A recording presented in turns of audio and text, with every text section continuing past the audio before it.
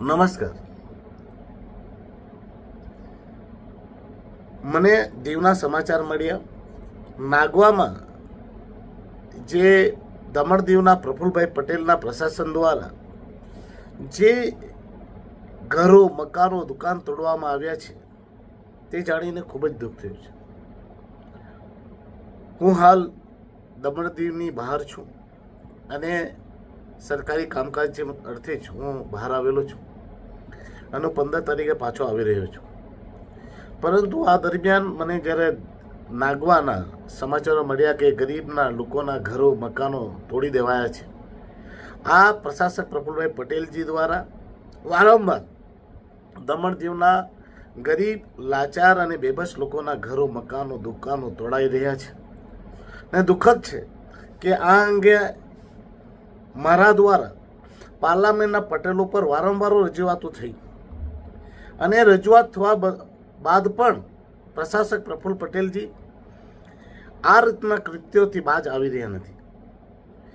અને મેં જે ઓર્ડર વાંચ્યો 4/6/2025નો, તેમાં એક બાબત બીજી પણ છે જે મને ખૂબ જ દુઃખી કરી રહી છે. પ્રશાસનના ઓર્ડરમાં દીવના નેતા લોકો દ્વારા એ ઓર્ડરમાં તોડવાનો જે ઓર્ડર છે તેમાં દીવના નેતાઓના સાઇન છે. બામણી અમૃતાબેન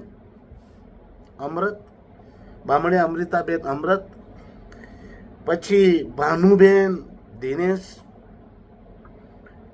તેમજ બામણીયા સવિતાબેન કાંતિલાલ, એમણે પણ એ ઓર્ડરમાં સાઇન કરેલો છે.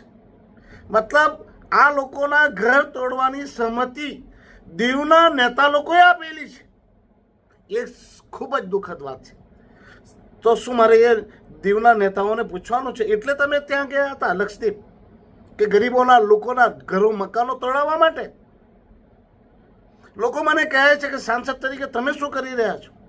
તો હું કહેવા માંગુ છું, હું વારંવાર પાર્લામેન્ટમાં બોલું છું, વારંવાર મુદ્દાઓ ઉઠાવું છું.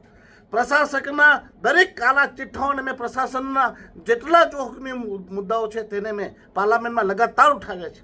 પરંતુ આવા સત્તાના લાલચીઓ, પોતાનું ઘર અને તિજોરી ભરવાવાળાઓ અને પોતાની મિલકત બચાવવા માટેના આ નેતાઓ મારી આ મહેનત ઉપર પાણી ફેરવી રહ્યા છે.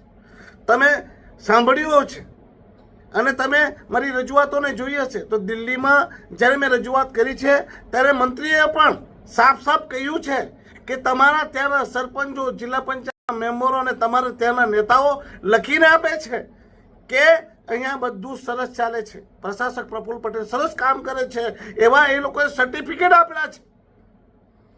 જ્યારે હું ત્યાં વિરોધ કરું, જ્યારે પ્રશાસક પ્રફુલ પટેલના કૃત્યોને હું ખુલ્લા પાડું, ત્યારે આ બધા નેતાઓ સર્ટિફિકેટ આપે છે કે પ્રશાસક પ્રફુલ પટેલ બહુ સરસ કામ કરે છે. હું આ બાબતે પૂછવા માંગુ છું, જે નાગવાના નેતા છે એ મોહનભાઈ, તમે તો બધા નાગવાના લોકોને ભેગા કરીને મોટી આશ્વાસનો આપેલા, તેનું શું થયું?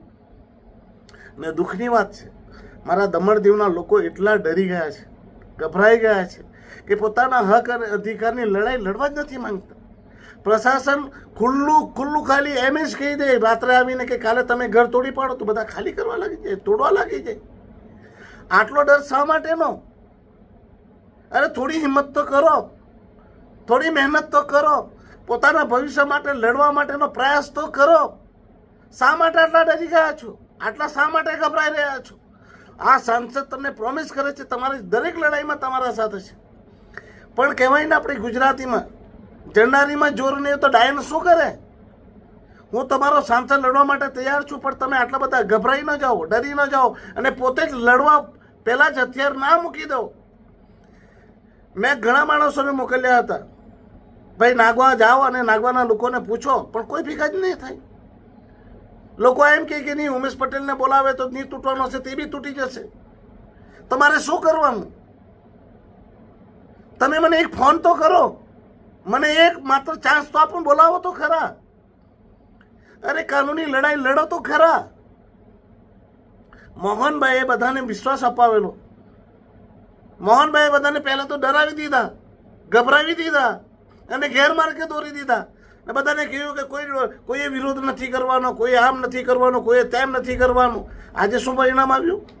લોકોના ઘરો, મકાનો, દુકાનો તૂટી ગયા. મોહનભાઈ, તમે તમારી તિજોરી ભરેલી ને ભરેલી બચાવી લીધી. તમારું બચાવવા માટે તમે લોકોનો સત્યનાશ કરી દીધો. તો તમે કહેશો કે મારી બી હોટલ જવાની, મારી બી જમીન જવાની. પણ તે જમીનનું તો આમાં મોટામાં મોટું સેટિંગ છે.